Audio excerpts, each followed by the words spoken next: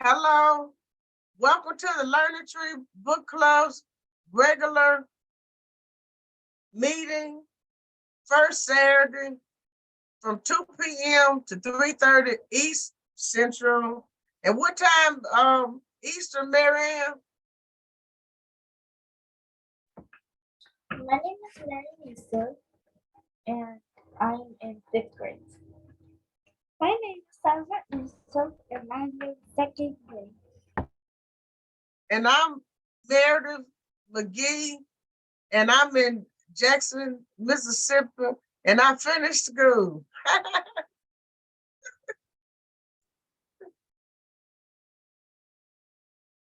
Yes, hello. I am Vicki Jenkins, and I am a member of the Community Book Club, Book Association, and I am happy to be a part of this literary book club.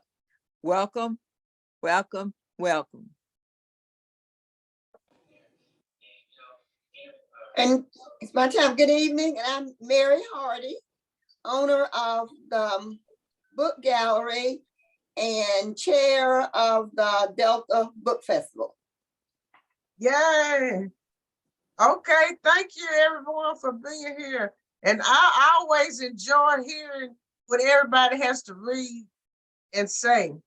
So Miriam is gonna do the honors and start first.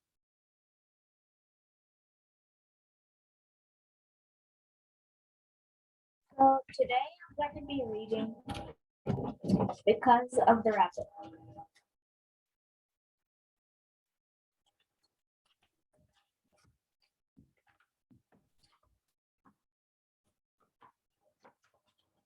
A rabbit? I heard my dad say to the phone. Is he hurt? Mom sighed at the bowl of mashed potatoes in her hand. He likes it when all 4 of us can eat supper together. But when main game warden gets a call, he has to go, even if it's supper time. And tomorrow is the biggest day of my life. How long has the rabbit been there? Dad asked. Mom had made all my favorite foods: meatloaf, mashed potatoes, corn on the cob, and blueberry pie for dessert. But I was too excited to eat very much. My older brother, Owen, leaned toward me. Who's ahead? Excited or scared? I grinned when we were little.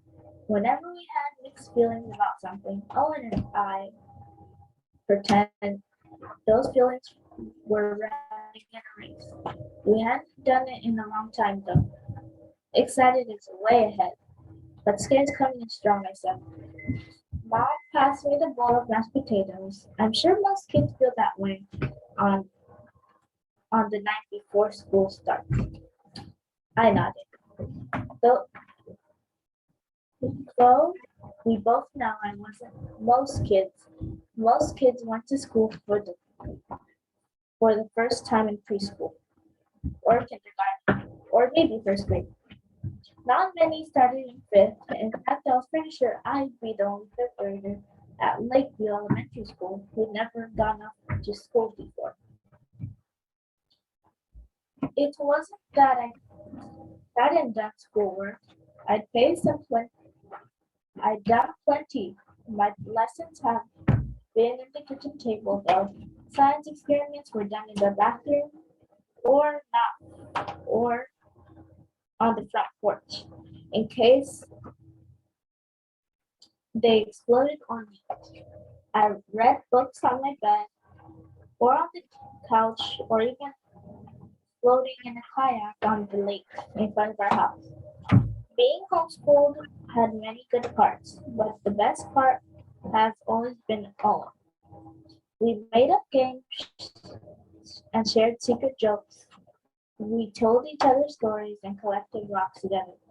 When Owen did something, he'd ask me if I wanted to do it too. Being 4 years apart didn't matter until last year. Owen told Mom and Dad that he wanted to see what public school was like. So he went to high school and was gone all day.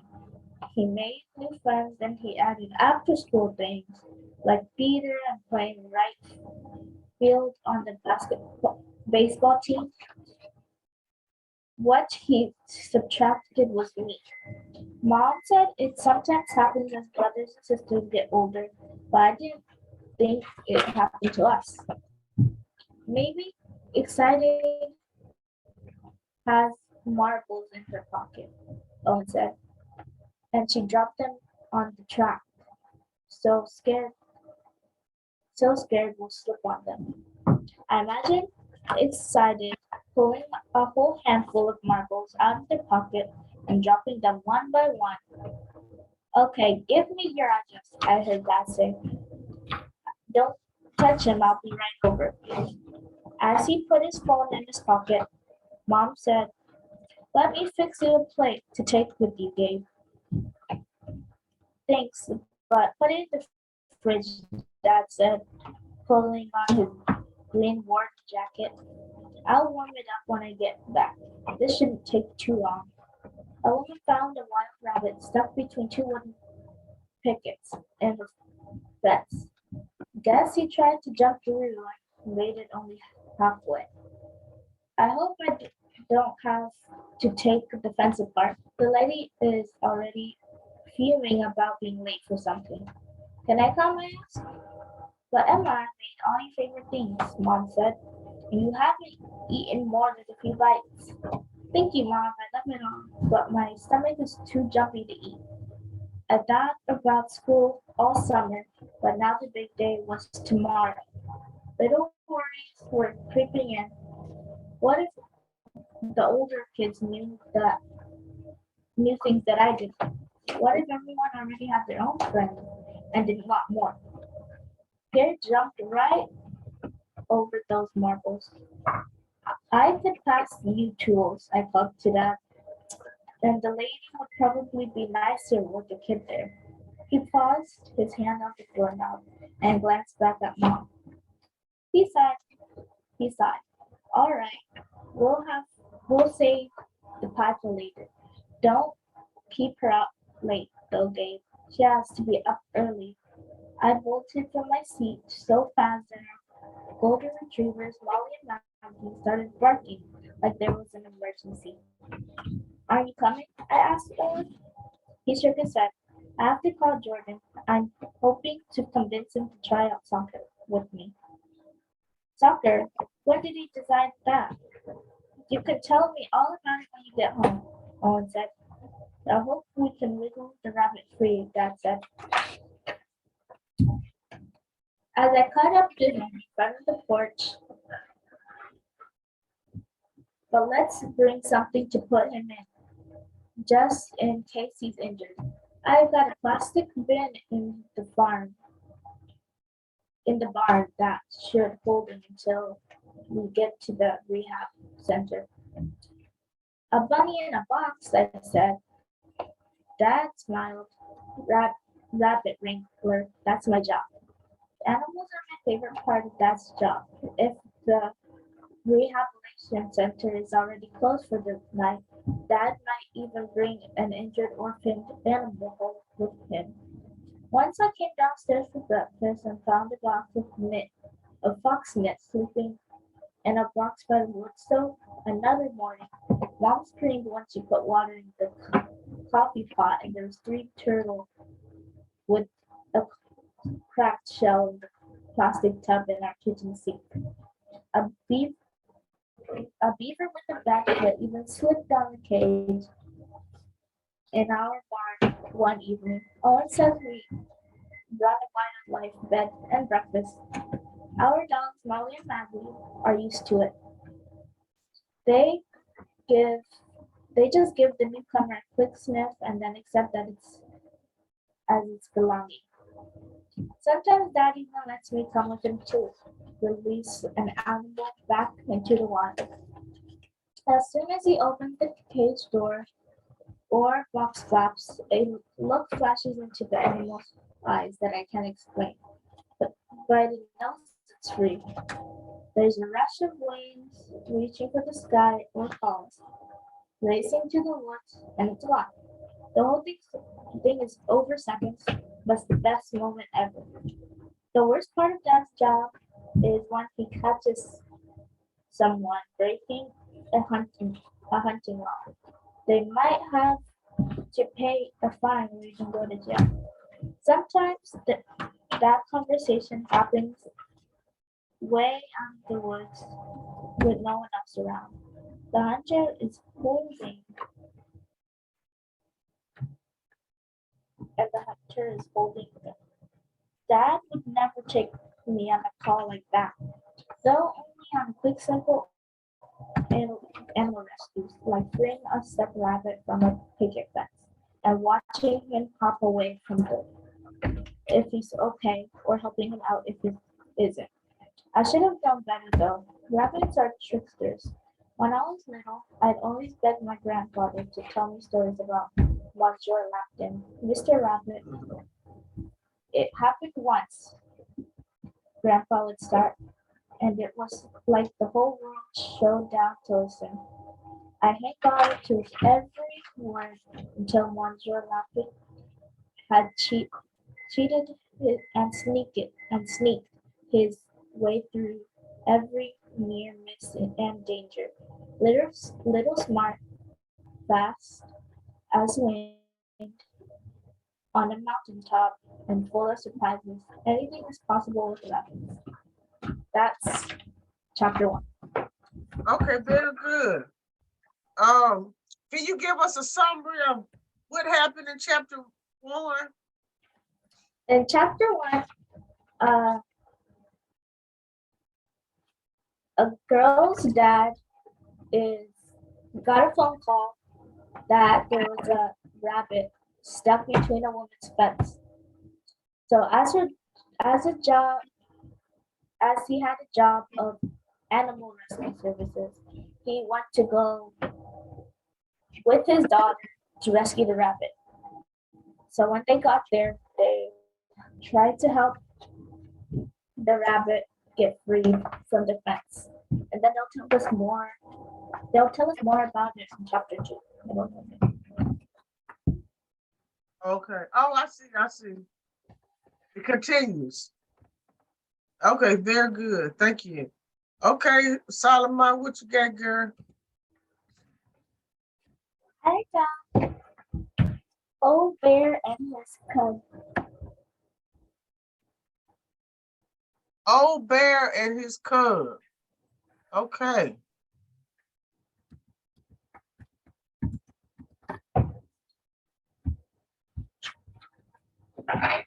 Old Bear and his cub. Old Bear loved his little cub with all his heart. Little cub loved Old Bear with all his heart. Every morning they ate breakfast together. Eat all your porridge, little cub, said Old Cub. No, I won't, said Little Cub. Yes, you will, said Old Bear. No, I won't, said Little Cub.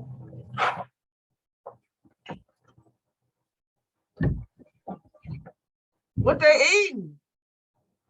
Porridge. Orange? You said Porridge. porridge. Okay. Bear stared hard at the little cub. Little cub ate his porridge, all of it. How do you spell porridge? Porridge.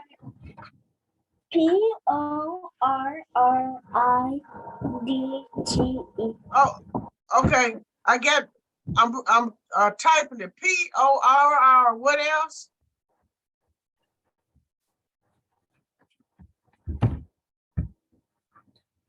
You said PORR. What else? PORRID.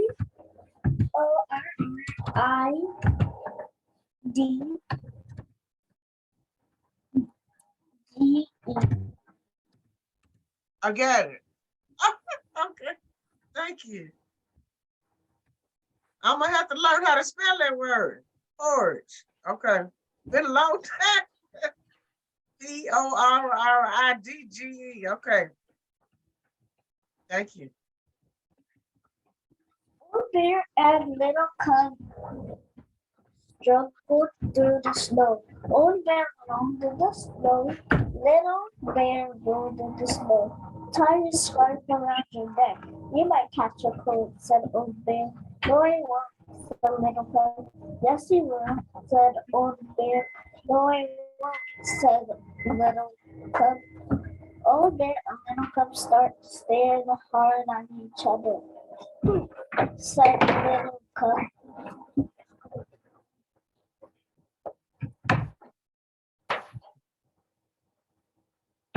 So where are they headed? They are heading outside. And it's snow outside, huh? Yeah. Mhm. Old bear and little cub hiked through the woods. Little cub climbed at the top of a rocky rock. Be careful not to fall, little cub, said old bear. I won't, said little cub. Yes, you will, said old cub, said old bear. No, I won't, said little cub. Old bear stared hard at little cub. Little cub slowly climbed down on the road.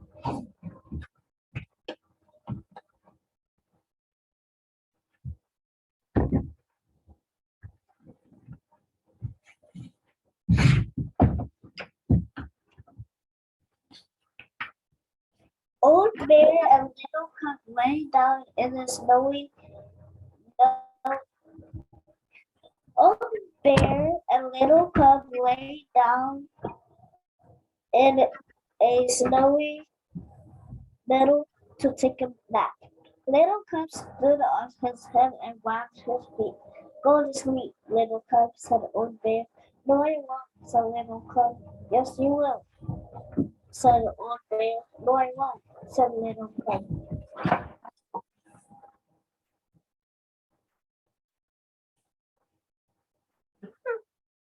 They're relaxing in the snow, huh?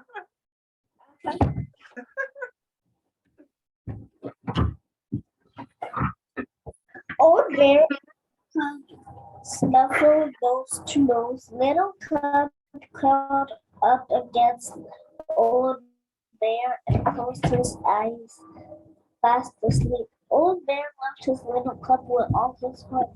Little cub loved old bear with all his heart.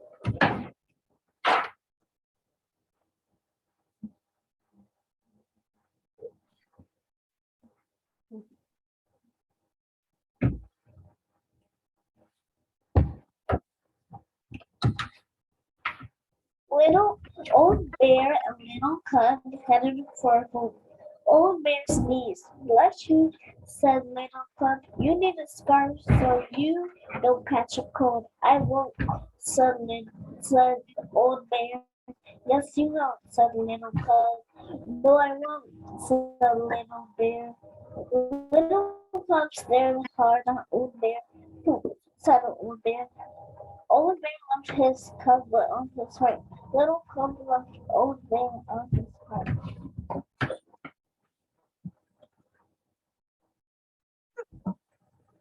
And where are they headed now? They're heading back home. Oh, they going back home now.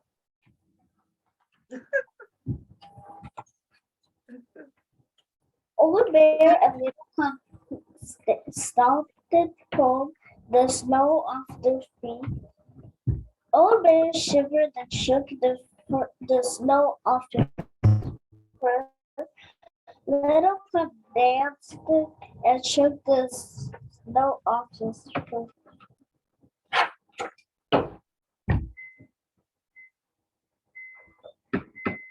Oh, that's a nice house. Mhm. Old bear sneezed again. Bless you, said little cub. Thank you, said Old Bear.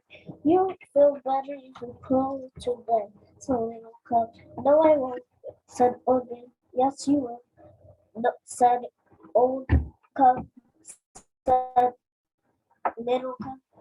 No, I won't, said Old Bear. Little Cub stared hard at Old Bear.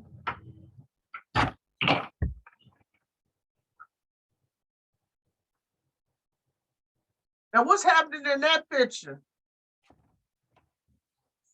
Is the little bear staring at her as his grandpa. Okay.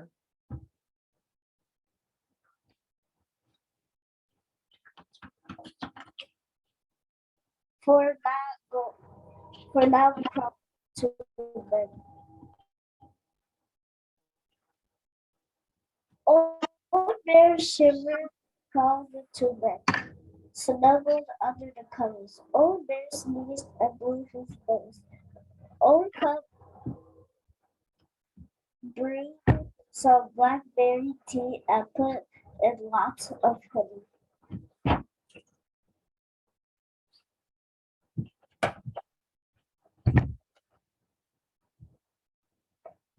Oh, they finna get some tea. Yeah. To warm up. It been cold in Mississippi. We've been drinking tea too. Drink this tea, you'll feel better, said Little Cub. No, I won't, said Old Bear. Yes, you won't, said Little Cub. No, I won't, said Old Bear. Little Cub stared hard at Old Bear. Old Bear drank the blackberry tea, all of it. Old Bear loved his Little Cub with all his heart.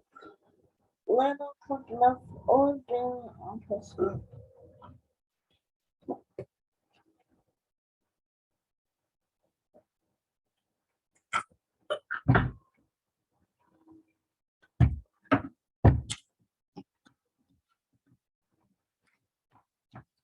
Little Cub ran to Old Bear all through the night. Little Cub yawned. He crawled into the bed beside Old Bear.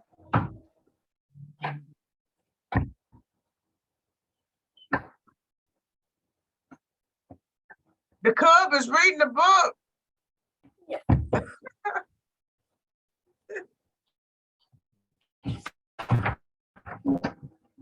Old Bear put his arm around Little Cub. Little Cub snuggled close.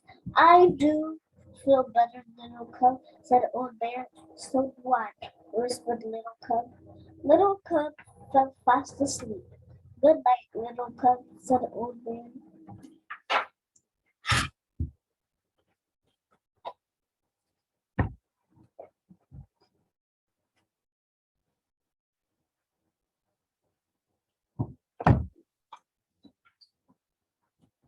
Old Bear kissed the little cub on the top of his head, and he held his little cub all through the night.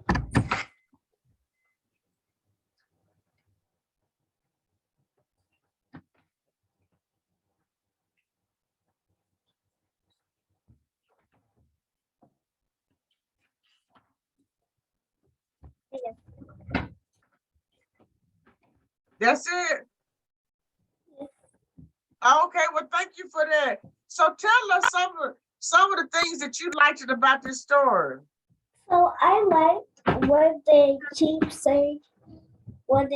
denying each other that they didn't think that would work, and at the end of the story, when they loved each other very much, even though they still argued with each other. Ah, that's nice. Okay. You Mary, you got something? Yeah, I have, I want to read a poem or two from Okay. the title of the book is Give Me My 40 Acres. And it's a book of poems by Al Hall. And I believe Al Hall is, he's a native of Mississippi. He attended the segregated schools and experienced years of discrimination. And my sister-in-law shared this book with me. That's She a had good book copy. for, that's a good book for Black History Month. Yes, it is. Mhm.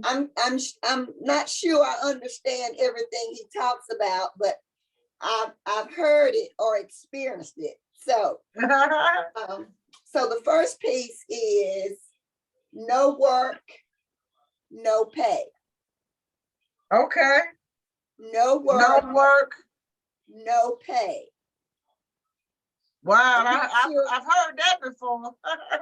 So I'm not sure what it's all about. So I have an idea, but I'm not sure. So I'll share it.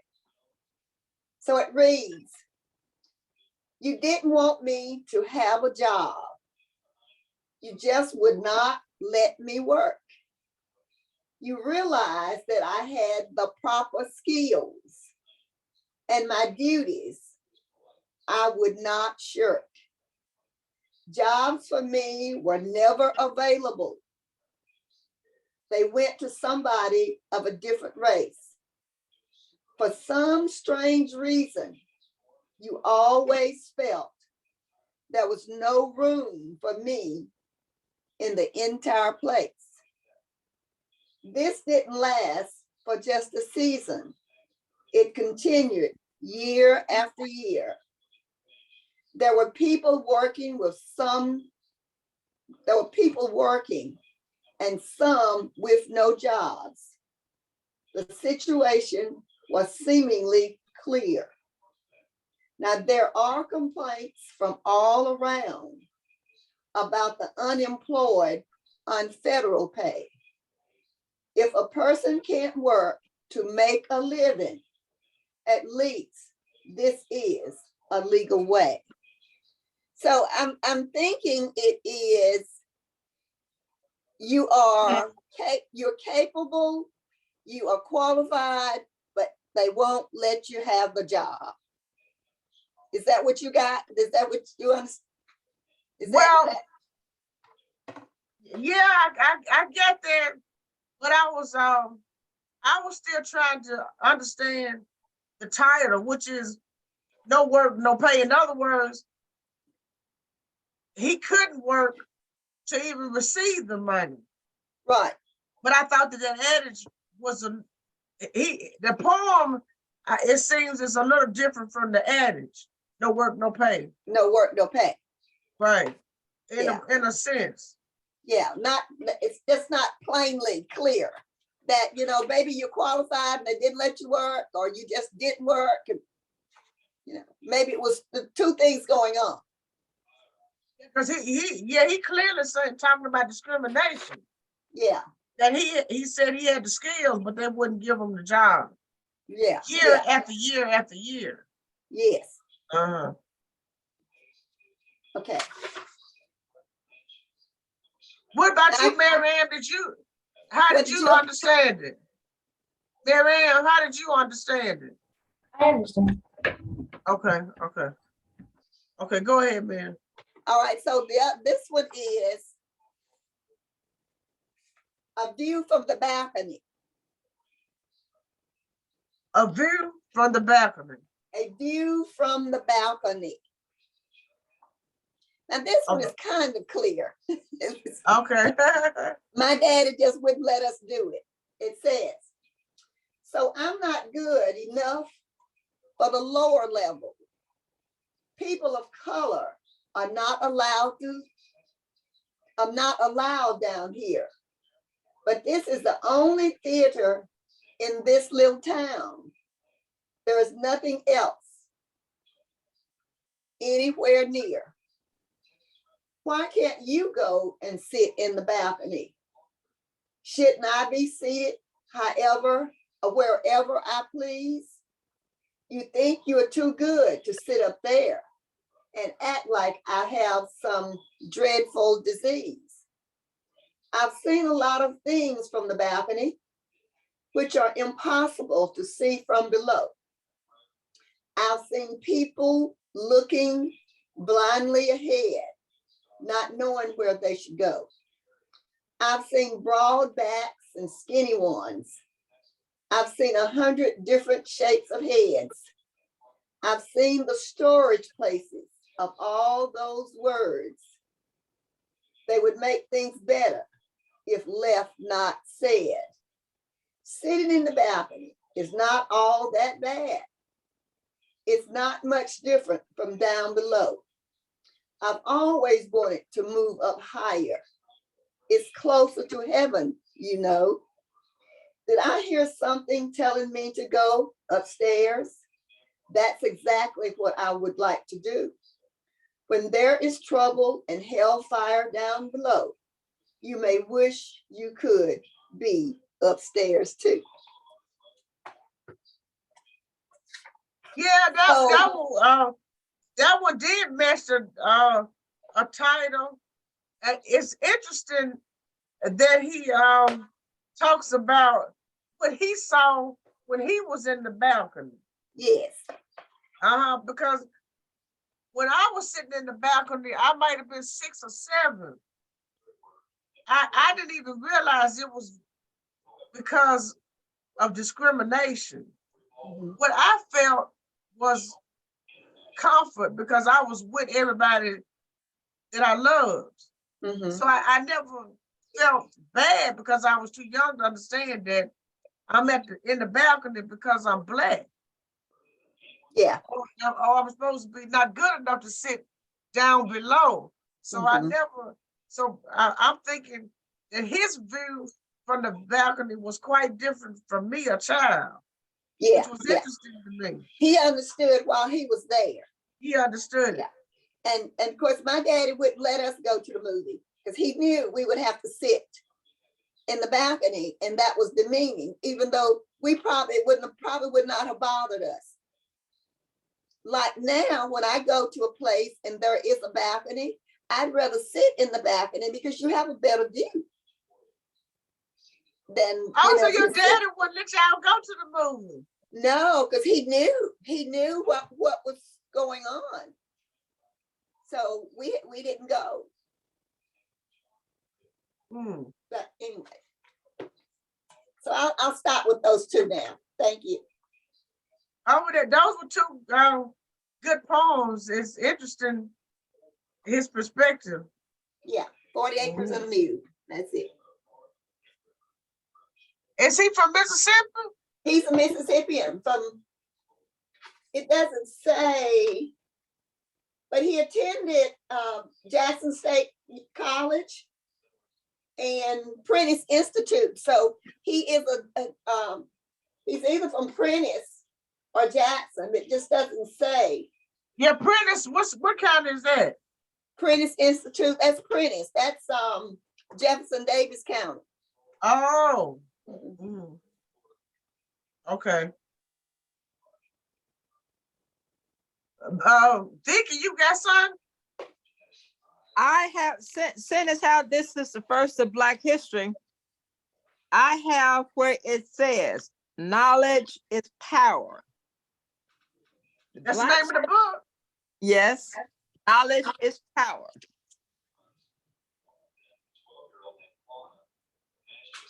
Knowledge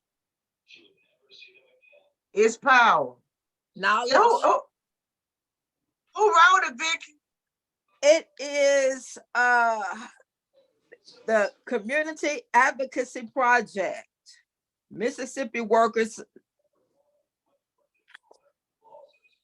Let me see who actually was. It was done by the Mississippi Community Advocacy. Advocacy.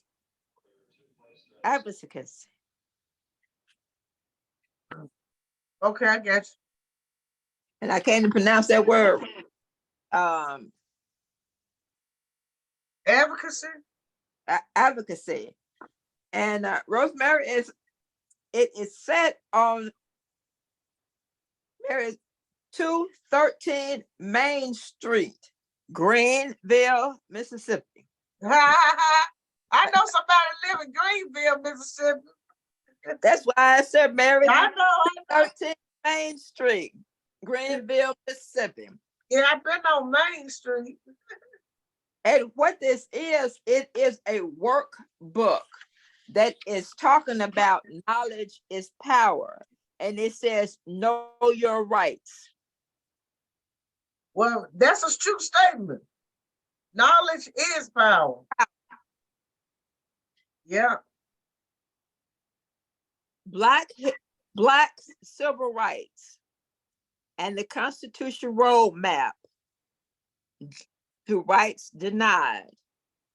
The preamble to the Constitution begins with, "We are the people." And the phrase was interpreted, it says, include Black people as the landmark Dred Scott decision, 1857. Rights include Black people began to recognize only amendments to the Constitution to protect the rights of individuals in the historical reality that the rights of white American men are always assumed and never been contested. The rights of Black American men have evidenced the laws enacted by the prior amendment to the Constitution have never been assumed and frequently contested. The Fugitive Act of 1783, Congress enacted a right to ensure slave owners and legal authorities to reclaim their lost, quote unquote, property. Many of the non-Southern whites tend to view slavery as something that occurred in the South and cannot be imputed in the entire federal government. But our law indicated that the institution of slavery received considerably encouragement and protection from the federal government. It is not just passively tolerated, but legislatively protected. Fugitive Act of 1850. Congress enacted this law to give courts more power to enforce fugitive laws. It provides that more resources to be committed to assist the owners of recurring and returning any of their lost, quote unquote, property. Again, this act demonstrates that the federal government was heavily involved in protecting this institution of slavery. Emancipation Proclamation, September 22nd, 1862. President Abraham Lincoln, who reportedly believed in white supremacy, of officially made slavery an issue of the Civil War. He proclaimed the proclamation, often misconstrued as a preamble, is a proclamation to set slaves free. And Lincoln freely viewed as the proclamation. Slavery officially ended when the 13th Amendment was passed, after thousands of people, white and Black, lost their lives in the Civil War, largely fought on the issue of slavery. Article selection of number 3 of the United States Constitution, 1788, Blacks as 3/5 of a person representative direct taxes to be apportioned among the several states, which may include within the United States according to their respective numbers, which shall be determined by adding whole numbers of free persons, including those bound to service of a term of years and excluding Indians not taxed, 3/5 of other persons. Fourth Amendment, 1791, the rights of people to be secured of their persons, property, papers, and effects against unreasonable search and seizure shall not be violated, and no warrant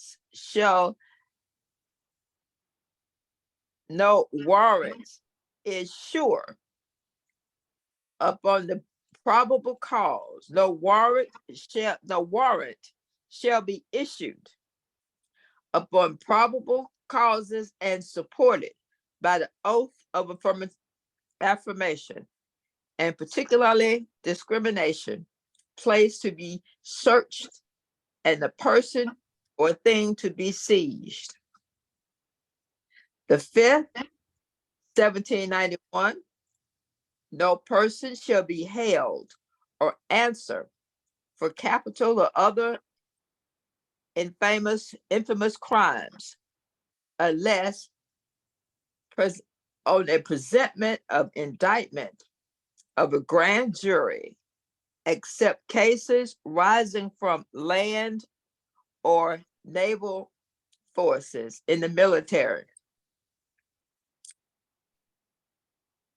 When actual service time, war, public danger, nor shall any person be subjected to the same official to be twice put in jeopardy. No person shall be placed in the same offense to be placed twice, put in double jeopardy.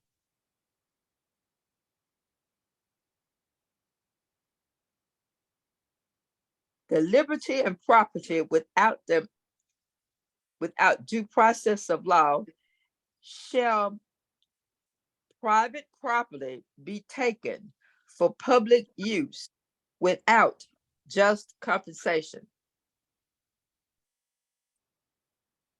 Neither slavery, this is the 13th, 1865, neither slavery nor involuntary servitude, except as a punishment for a crime where parties shall have been duly convicted, shall exist within the United States or place subject under their jurisdiction. 1868, no state shall make or enforce any law which shall abridge the privileges and humanities of citizens of the United States, nor shall any state provide any person to deprive any person of life, liberty, and property without due process of law, nor deny any person within the jurisdiction equal protection under the law, nor deny any person within the jurisdiction as equal protection under the law. 1870, the right of citizens of the United States to vote shall not be denied, abridged by the United States on account of race, color, creed, previous condition of servitude. By the way, this amendment applied only to Black men. In 1870, women did not have the right to vote. It was not until 1920, when the 19th Amendment was adopted, that all women gained the right to vote.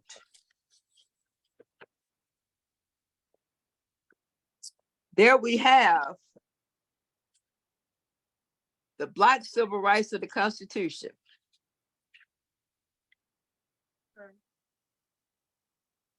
All right, Knowledge is power. so you read the whole book? Now, I just read the part that said Black Civil Rights Movement. Oh, you read one chapter. Okay, I thought you had finished a section. Well, I took some notes. Black Civil Rights and Constitution Roadmap to Rights Denied. And there is a in the forefront, they talked about the rights denied employment based on race, disability, gender, or age, denied housing based on race, disability, gender, or age, denied credit based on race, disability, gender, or age, denied insurance coverage based on race, disability, gender, or age, denied service in public restaurants, hotel, based on race, disability, gender, or age. I wanted to go back to a section that I just took some notes. The first section. Hold on. We the people, the Dred Scott decision, protection from the federal government, and 1850 gave resources to help the people in the South recover their slaves. Now, could you, did they mention anything about what kind of resources the government gave to them?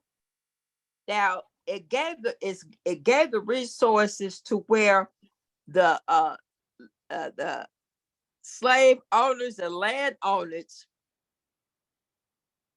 could go and return property and retreat them as a criminal.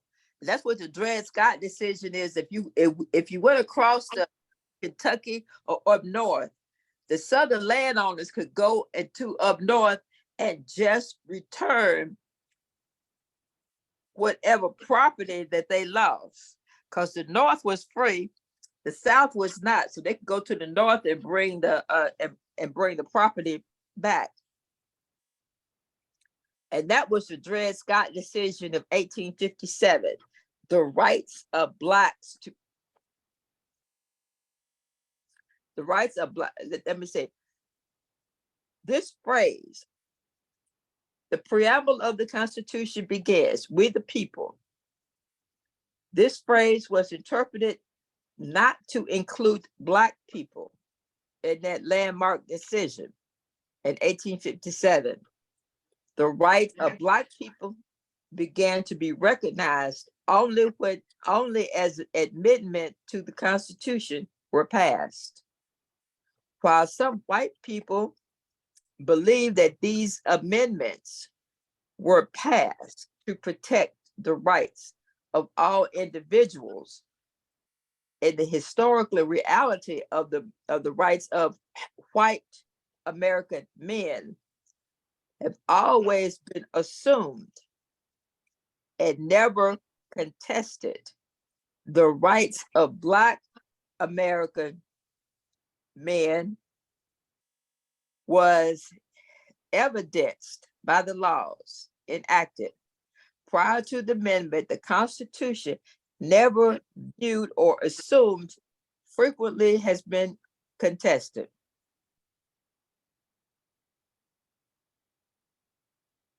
Okay. Well, very good, Vicky, you went deep on that one. Yeah, so Mary Ann, have you studied anything about the Dred Scott decision? Was that the Fugitive Slave Act when since you've been to school?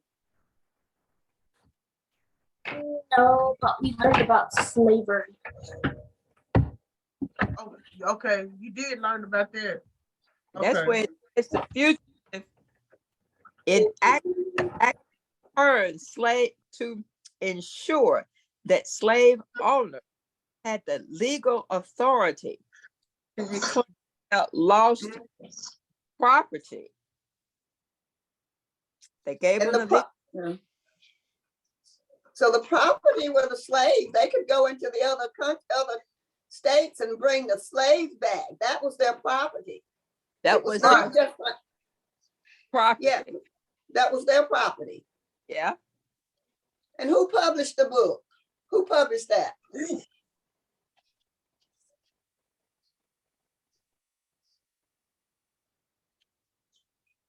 Let me see who was it that published it? It had to be It an organization that published it. advocacy. She said Community Advocacy Project. Okay, Right. okay. Uh-huh. And so Oh, yeah, I'm glad Mary, you clarified that, Mary, that the property was the slaves so that they would understand. yeah, it was. But- Yeah.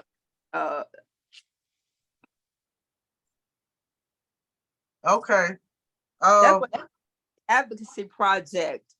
Mary 213 Main Street. Okay. But yeah, that's why I focused on the Black history. Okay. Well, thank you for that, Vicky. And I'm gonna read a couple of pages of Ida B. Wells. I think I've been reading on Ida B. Wells in about 4 months. I'm on page 8. And it says, who Ida was to me. It's Michelle Juster, the author of this book. One had better die fighting against injustice than die like a dog or a rat in a trap. And that's a quote of Ida B. Wells, very strong words. One had better die fighting against injustice than die like a dog or a rat in a trap. Ida B. Wells. The picture on the living room wall. This is Michelle Juster, the author of this book, speaking. I grew up on a tree-lined street with manicured lawns and flowers in a modest house on the south side of Chicago. Within a few years of my family moving there, the neighborhood gradually transformed from a predominantly white neighborhood to a predominantly Black middle-class neighborhood with 2-parent households of family members who worked as teachers, police officers, store clerks, factory workers, small business owners, bus drivers, and other positions in the public sector. My father, Donald, worked at the electric company, and my mother, Maxine, was an English teacher. My world consisted of my neighborhood friends who were mostly boys. We spent our days during the mid-1960s and early 70s playing touch football, tag, freeze, and softball. We roller skated, skateboarded, played board games, cards, and jacks, and made up R&B songs while sitting on porches. We practiced our dance moves to Motown music, ran after the good Hummer Hummer truck, and had our own rules about sharing candy that we got from the corner store. We thought life was unfair if we didn't get to stay out as late as we wanted. And sometimes we get hungry because we couldn't go around the block without permission. I walked to my neighborhood school from kindergarten through 5th grade with either my brother or my friend who lived around the corner. At my predominantly Black school with all Black teachers, we sang both Star Spangled Banner and Lift Every Voice and Sing. There were pictures of Black people along the borders of the classrooms. We went home for lunch every day, and there we watched cartoons on our Black and white TV, which had fewer than 10 channels and a rabbit ear antenna. Got a color TV when I was around 10 years old. Some of my favorite shows were ones that had animals as lead characters like Lassie, Flipper, and Mr. Ed. There were hardly any shows that had Black characters, and the few there were lived there. The few there were lived like nothing like me. My childhood Saturdays were spent swimming at the YMCA and my brother's father and grandmother. And we always had takeout food on that one day. My childhood was carefree despite the tremendous era fraught with assassinations of several civil rights leaders, riots that destroyed many parts of Chicago and other major cities, the Watergate scandal, and the resignation of President Richard Nixon, an energy crisis, and battles about the concept of affirmative action. I came of age during the 1970s, years of the Black Power movement. My parents traveled to several countries in Africa, wore dashikis, and drilled a sense of pride in our heritage to us. My mother bought us back Black coloring books, painted Santa Claus and Christmas Angel Brown, and went on mad searches for tree ornaments that depicted Black people and culture. We had Ebony and Jet magazines throughout the house, and the Chicago Defender newspaper was a staple. Once I hit 6th grade, my world became more expansive. My father was appointed to a position with Governor James R. Jim Thompson's cabinet and spent the weekends in Springfield. My mother became more involved in organizations focused on racial equality and education. I sat at the table with her and helped stuff envelopes, checklists, and organize papers. Most things about my childhood seemed no different from those of everyone else around me, except that I was related to Ida B. Wells. She was my great-grandmother, my father's grandmother, and her picture was on our living room wall. Imagine that. Okay, well, I'm gonna stop there now on page 10. And Marianne, you and Solomon's time again.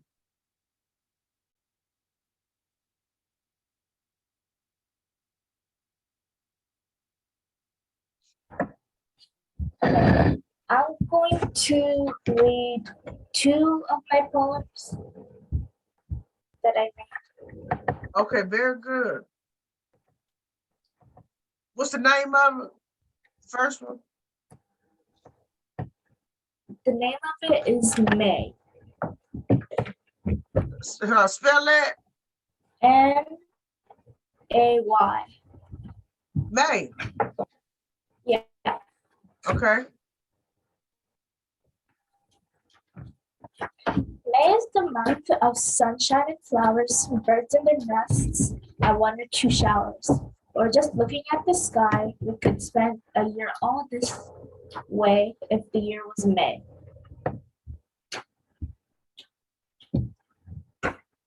And Okay. yeah, the second Okay. one, Hold on. How many lines was that I I was trying to keep up. It's in the poem May. Yep.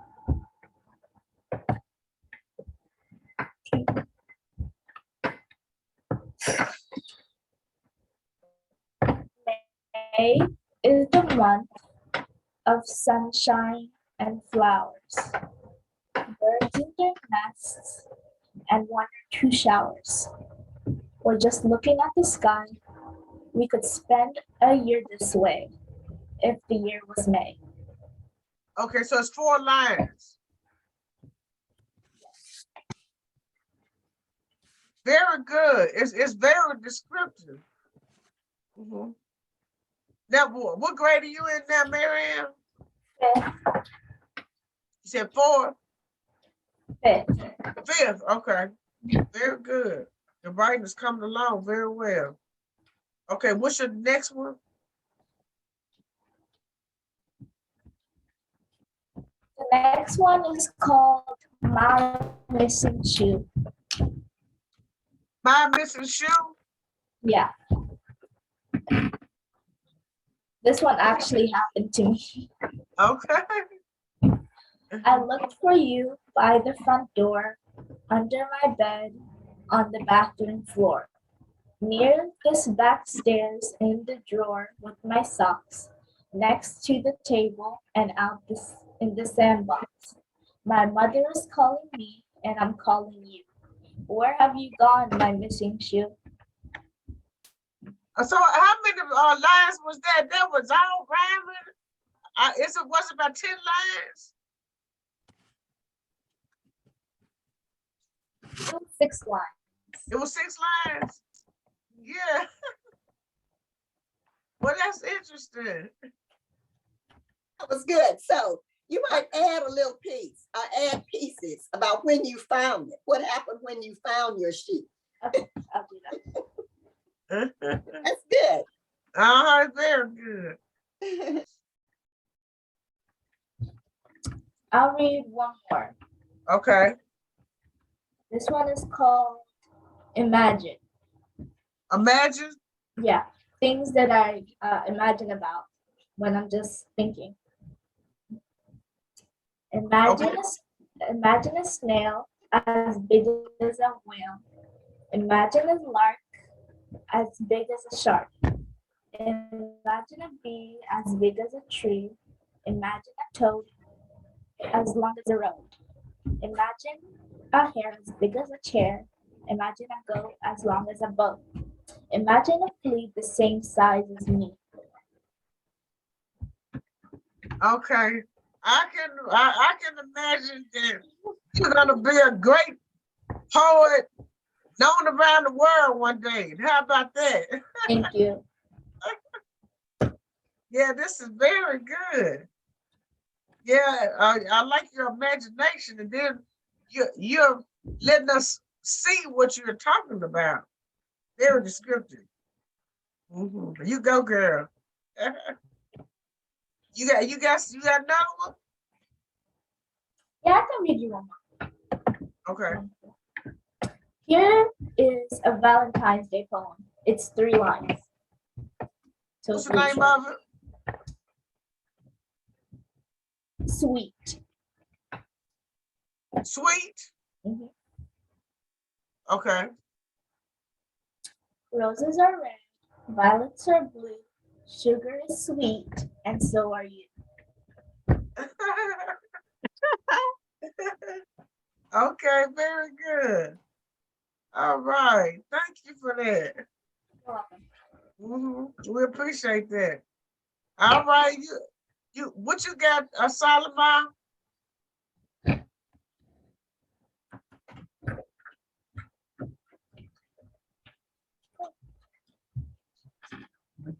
I forgot my book. I forgot my book. Okay.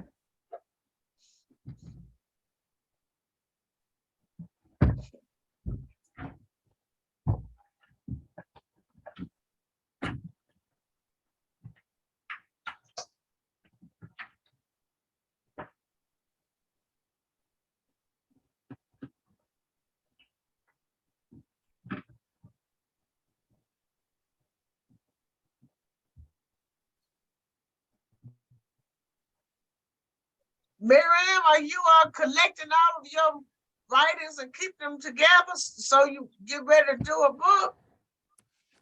Yeah. How many pieces have you written so far?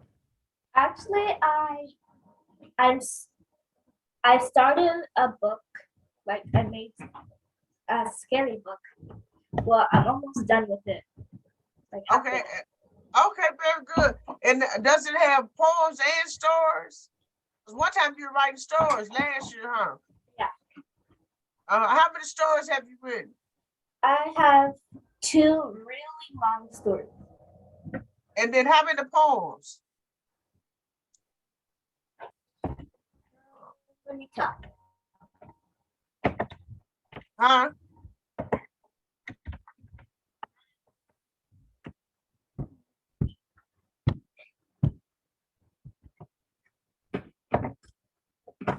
Six poems. Okay, very good. Okay, is your little sister back?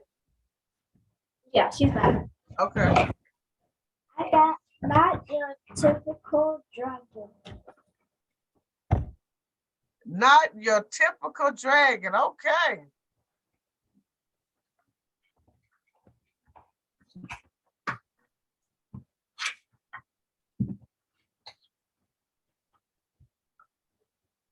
Crispin Blade was born into a proud family of fire-breathing dragons.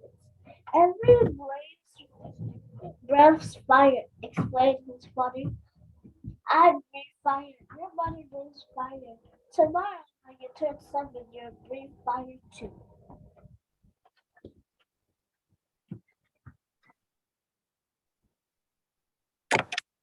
What are they doing in the picture?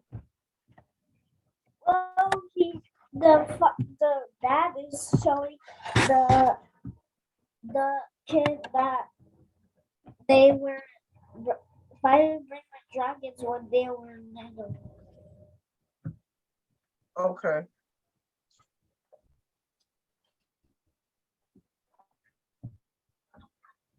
The little dragon imagined all the forests he would burn down. His dream was of all the castles he will destroy. He considered boiling water to make tea, but he didn't tell his father that. The next day, Crispin sat among family and friends as a big cake was brought to the table. Who would light the birthday candles? His mother asked. I will, declared Crispin. He felt a tingling inside his tummy, but when he opened his mouth, fire did not come out.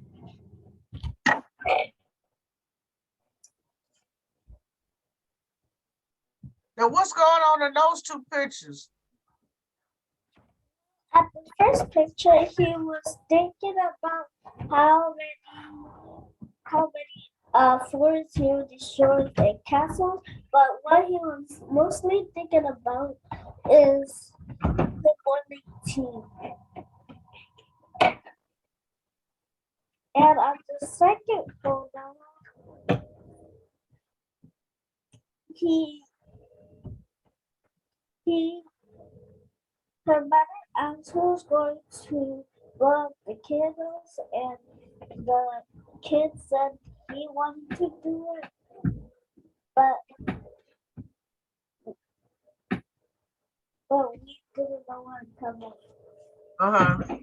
It was a birthday party. Yes. Okay.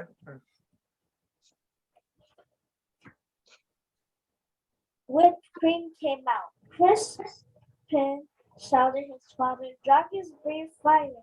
What will the neighbors think? Worried his mother. I love whipped cream, said his sister Ashley. The little dragon was whisked off to the doctor the very next day. Please fix my son, negotiated Crispin. Father, what seems to be the problem? Asked the doctor. Crispin opened his mouth and breathed a breath, but fire did not come out.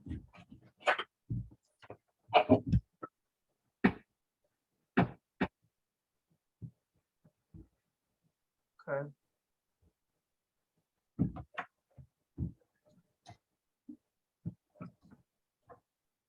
The band-aids came out. I see, the doctor grandmother said. Dragons should be flying. Instead, Chris, his father, we, his father, we were not on band-aids, mumbled the nurse. The doctor said Crispin with medicine. He swallowed 2 teaspoons before going to school. I was hoping to become a real dragon, said his father with a wink. After school, Crispin joined the first five practice. One by one, metal dragons aimed their fiery breath at stacks of logs until they burst into flames. Crispin stepped up confidently. He would feel the medicine bubbling in his belly. But when he opened his mouth, fire did not come out.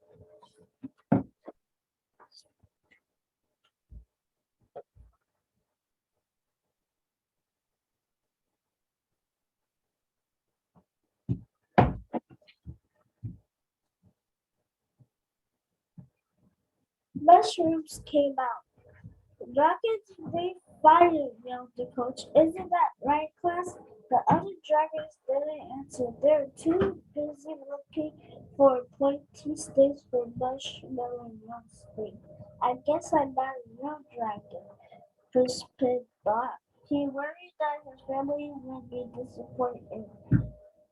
disappointed, so he ran away from the coach.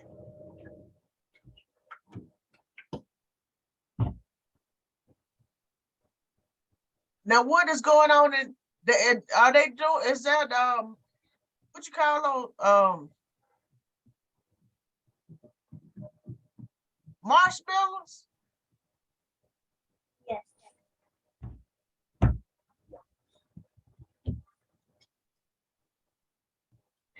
Well, Crispin is breathing out marshmallows from his mouth, and when the other kids saw it, they were busy picking out logs to make a fire for the marshmallows.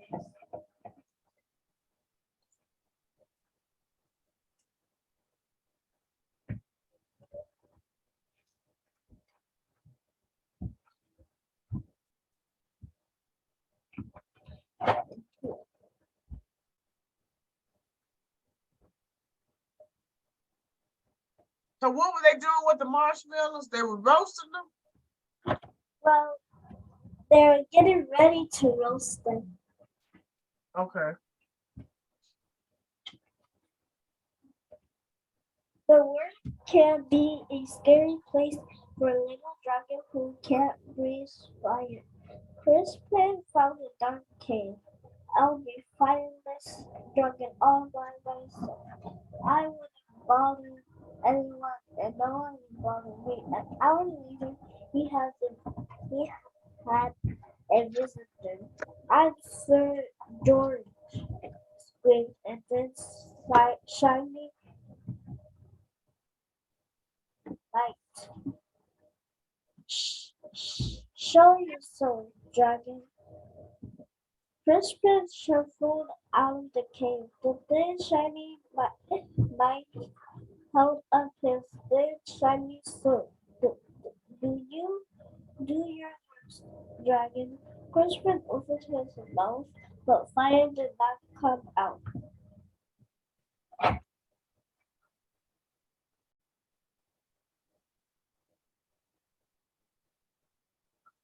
Now, what's happening in that picture? Is that a cave?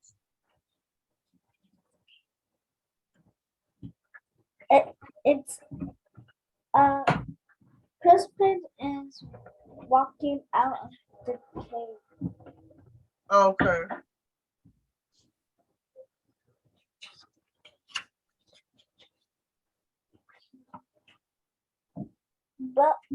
So bubbles came out.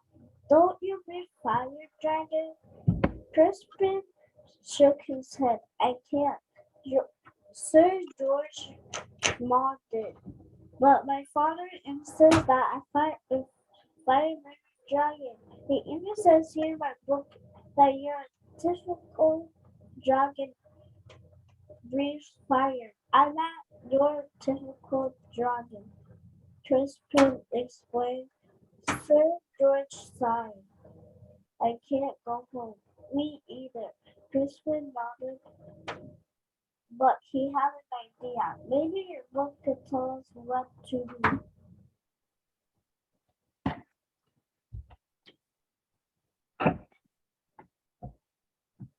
Hmm.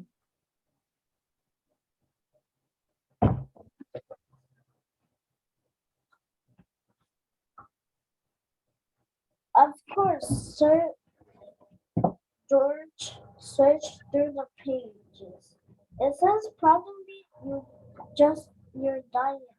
Sir George fed crispy, spicy, curly, scorching, chill, and blasted sunlight.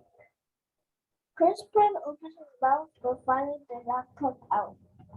Red party screams came out. At least they're the right color, said Sir George kindly.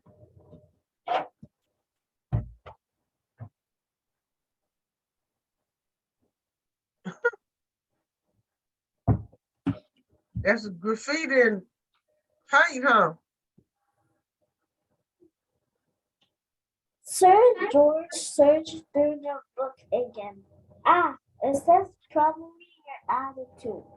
Sir George showed Crispin how to look mean and angry enough to breathe fire. Crispin opened his mouth, but fire did not come out. Soft, cuddly teddy bear came out. Said Sir George. We may have taken a step backwards. It's no use. Crispin sighed. I'm not your typical dragon.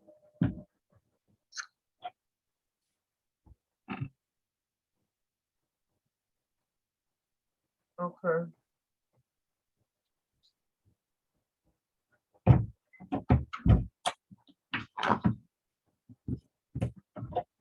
But Sir George was not ready to give up.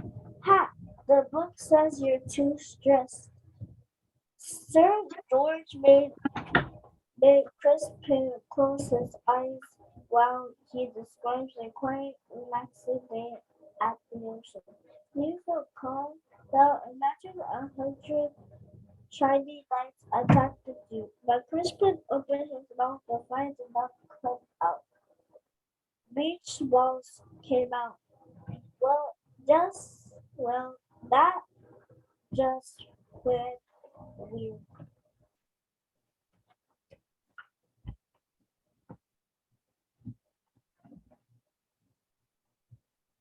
Okay, they're on the beach now.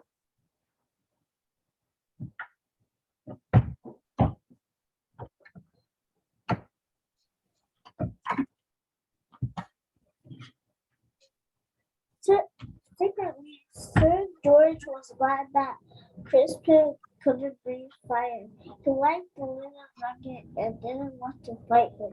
Crispin liked the shiny light too, but he missed his parents. Sir George, it's getting dark. I want to go home. The shiny light finally hit on the back. Don't worry, little dragon, I'll take you. Crispin's parents were relieved when he re- re- received home safely. Sir George was about to say goodbye when he heard a shout. There, there you are, boy. What on earth are you playing with? Flying with dragons. He's my friend, father, whispered Sir George. And besides, he doesn't breathe fire.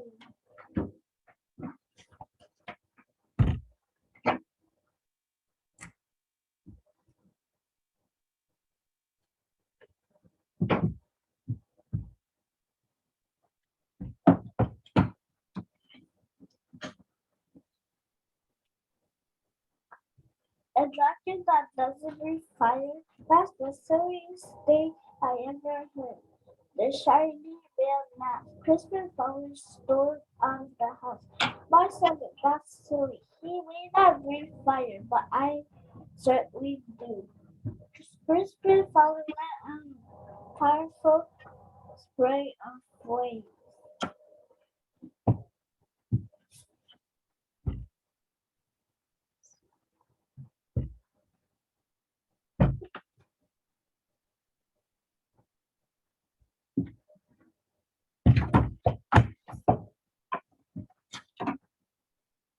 But do you wish dragon?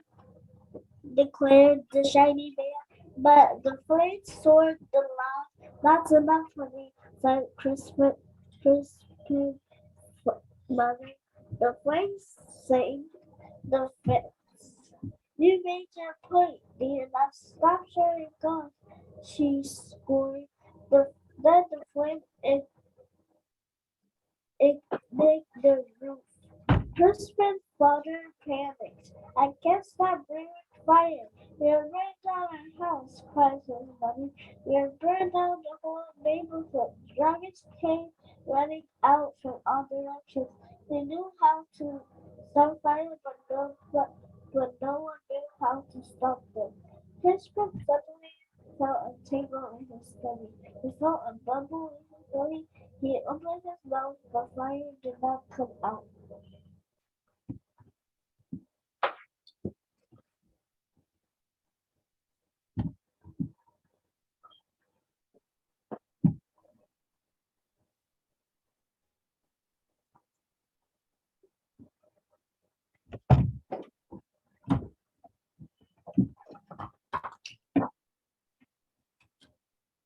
A gush of water shot out.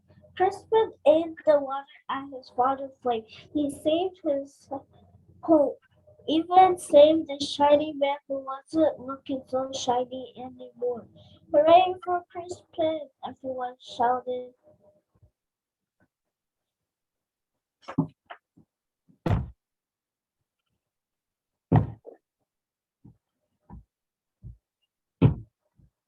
Was that the end?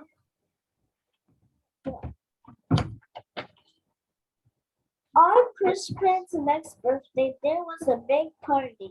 Family and friends came all over the land. Sir George and his family came too. Lots of dragons were dancing. Crispin told with his mouth open wide. Fire still did not come out. Music came out instead.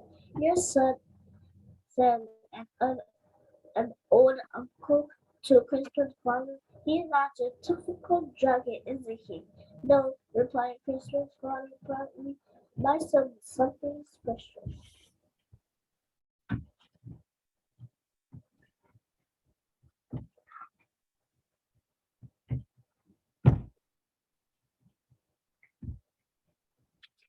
Okay. And then he jumped up and danced to Crispin's music too.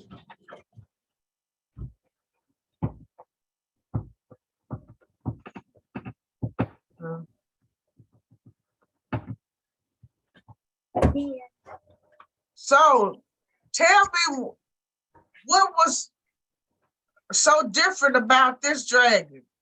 Well, he wasn't fire, but he was burning other sorts of things like water, bubbles, band-aids, and music, and other stuff. Oh, okay, okay. Okay, well, very good. All right. Hold on.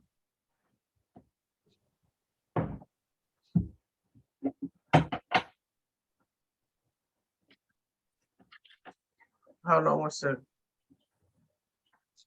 A hair is coming in.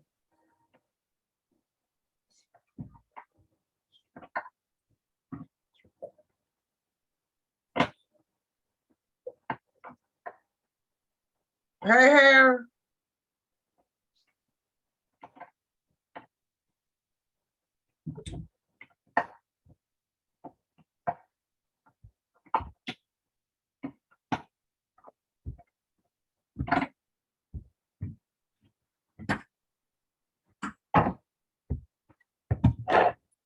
Hello?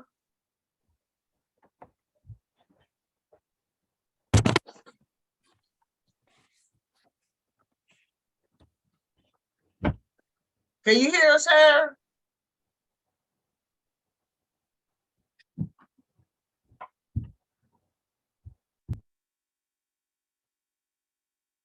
Mary?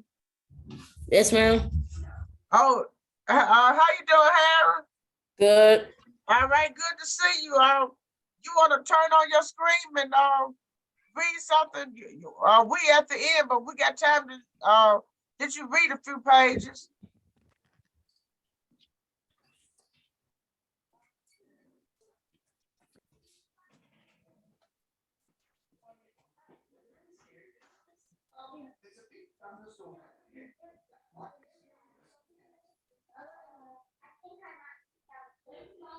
You gonna turn your screen on? Yes, I have a book. Yeah, you can turn your screen on so we can see you read it.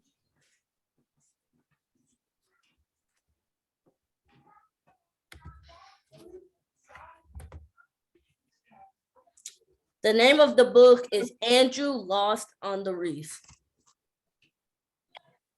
Andrew's Lost on the Reef. Okay.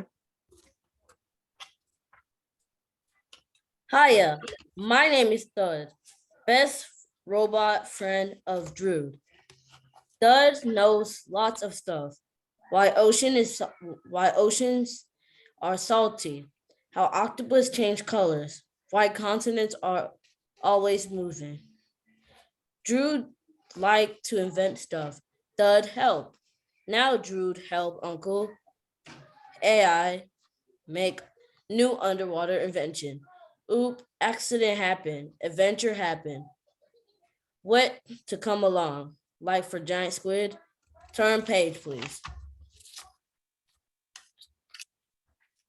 Chapter 1, Andrew's World. Andrew Double. Andrew is 10 years old, but he's been inventing things since he was 4. Some of his inventions have gotten him into trouble, like the time he shrunk himself, his sister Judy, and his small silver robot, Thud, smaller than the foot of a flea with an atomic sucker. Andrew is in hot water again. He fooled with Uncle AI's underwater vehicle, the water bug. Now, Andrew, Judy, and Thud are beginning to meet some of the most dangerous creatures on Earth.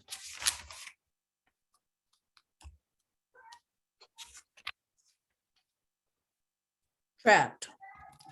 Now I know what it feels like to be a fish, thought Andrew Double.